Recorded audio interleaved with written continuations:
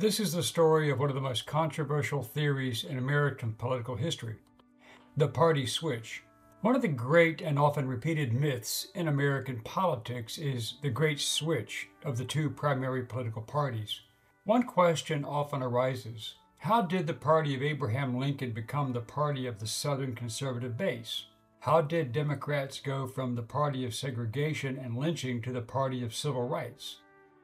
Was there in fact a complete ideological switch? Let's clarify this situation. Was there really a full ideological switch between Democrats and Republicans? Today we're going to break down the facts and the fiction behind this idea. What is the party switch theory? What is the historical reality?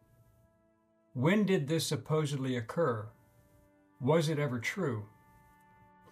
Hello, I'm Colin Heaton, former history professor, Army and Marine Corps veteran, and welcome to this episode of Forgotten History.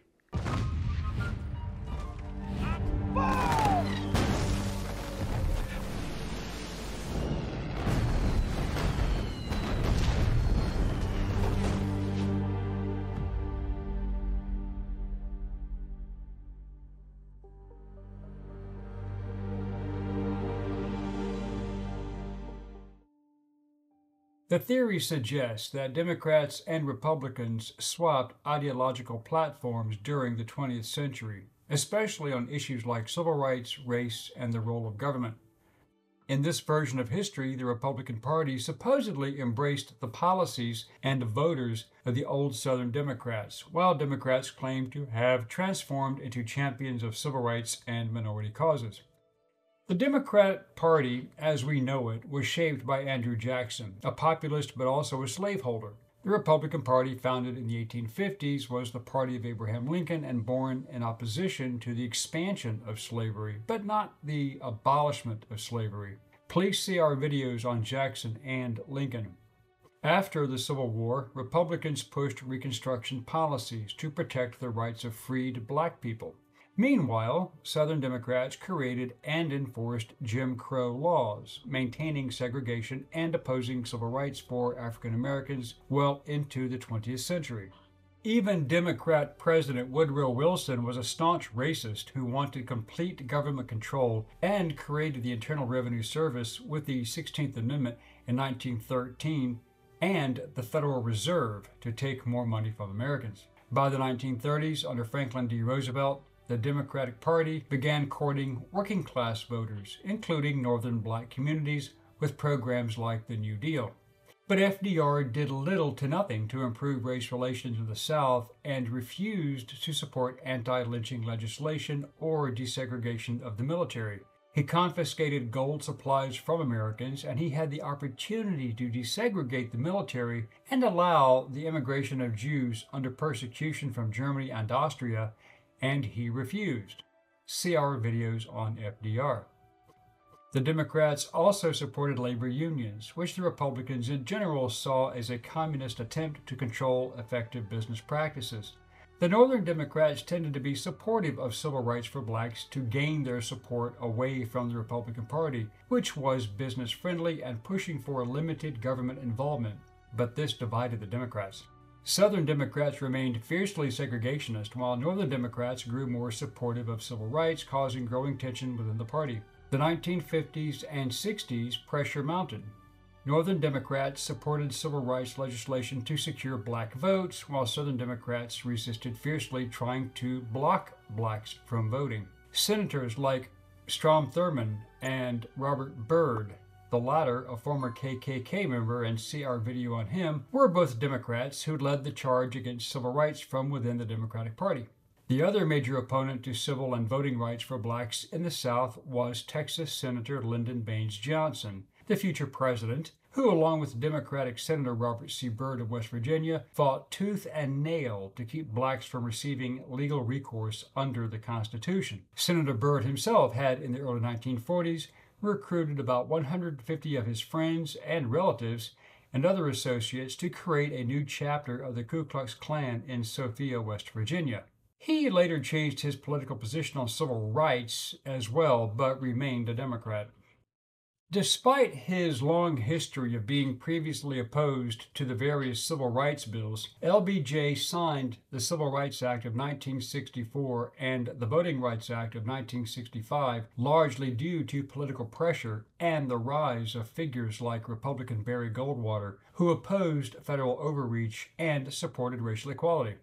This alienated many white Southern Democrats, also known as Dixiecrats, who had historically opposed integration and supported segregation. This was when the Republican Party began to appeal to Southern Democrats who wanted limited government in their lives, greater states' rights, and the social conservative platform of Republicans began to appeal to many Southerners who were drifting away from the racial mindset.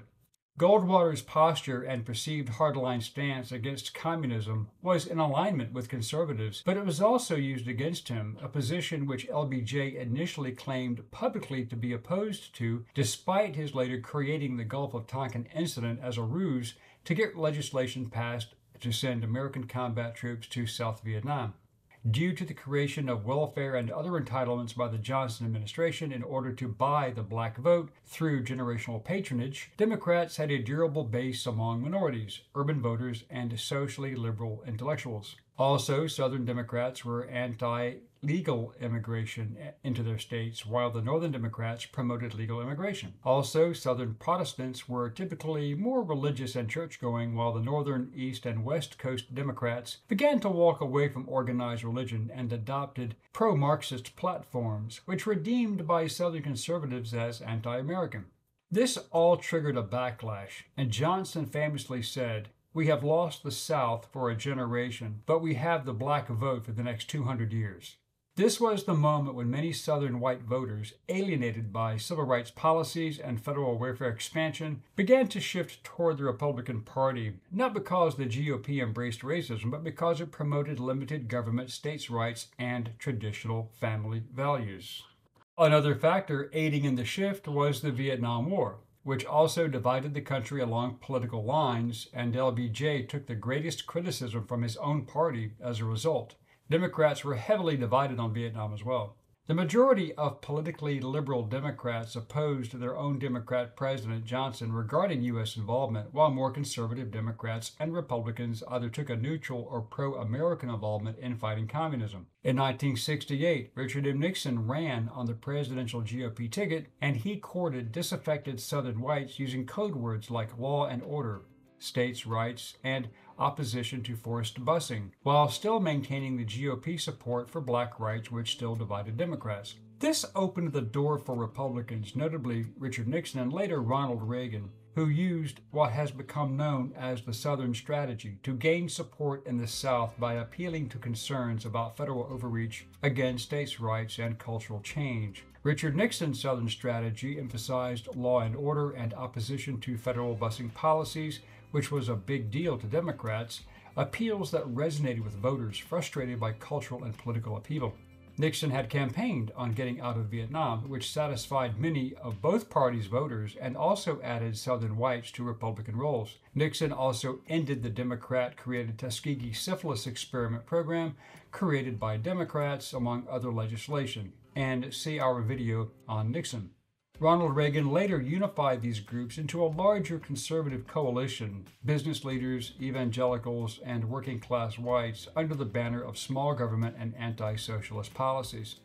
Democrats became the party of urban centers, progressives, minorities, and coastal elites. They eventually abandoned the Ku Klux Klan, which they had created after the Civil War and supported for a century because the hate group had become too toxic.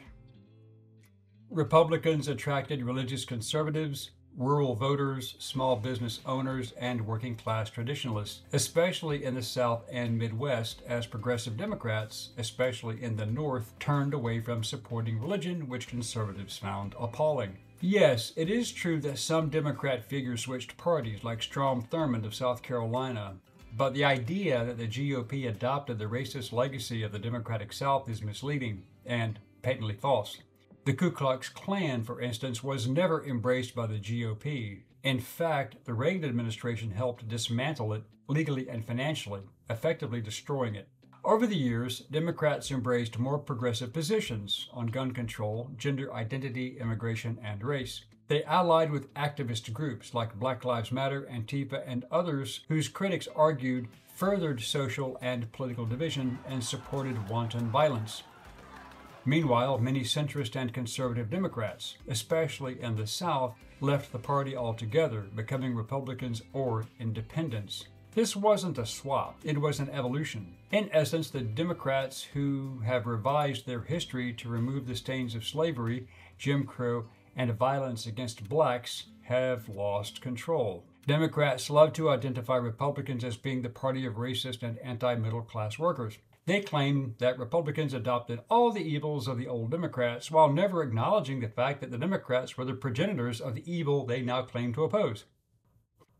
So let's set the record straight. The Republican Party did not become the party of racism. The Democratic Party didn't suddenly erase its legacy of slavery, segregation, opposition to civil rights, lynching, and violence.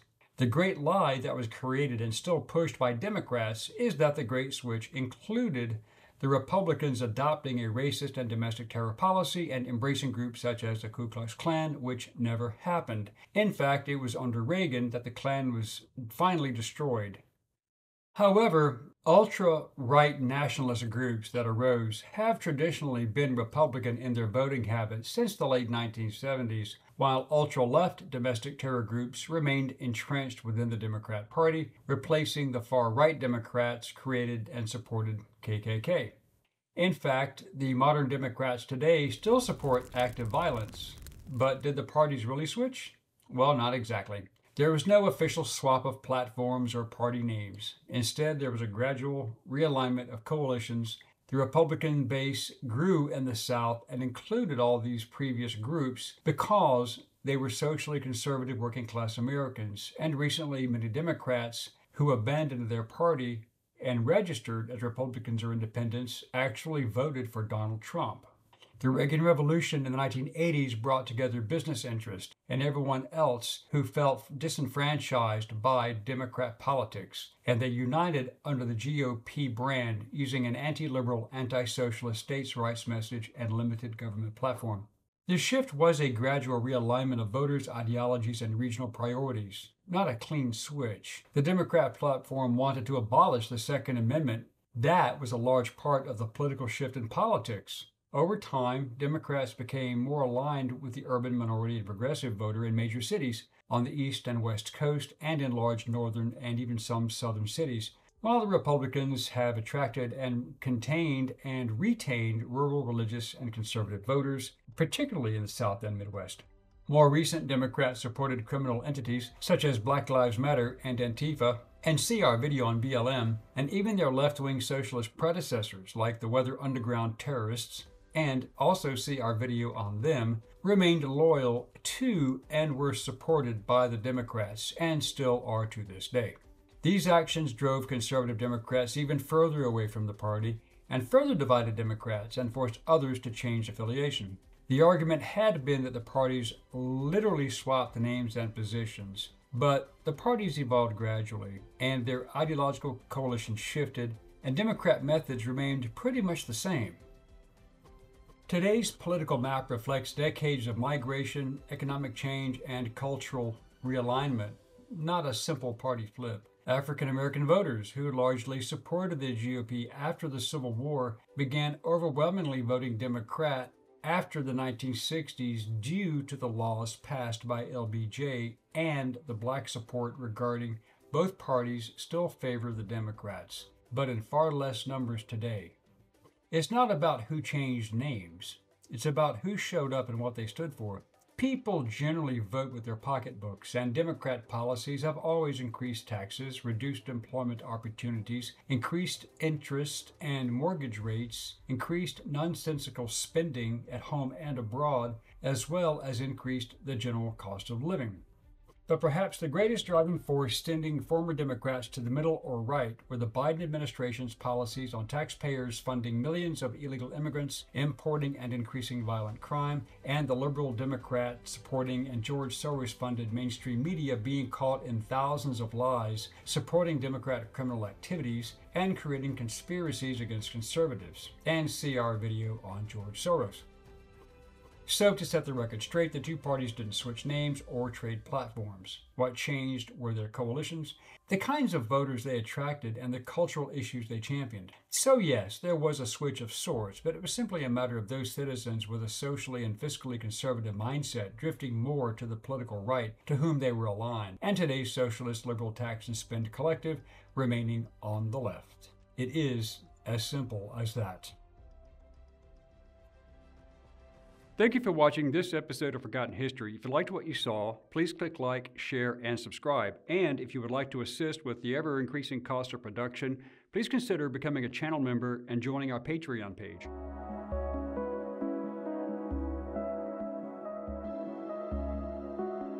Please check out our merchandise store. And thanks for watching.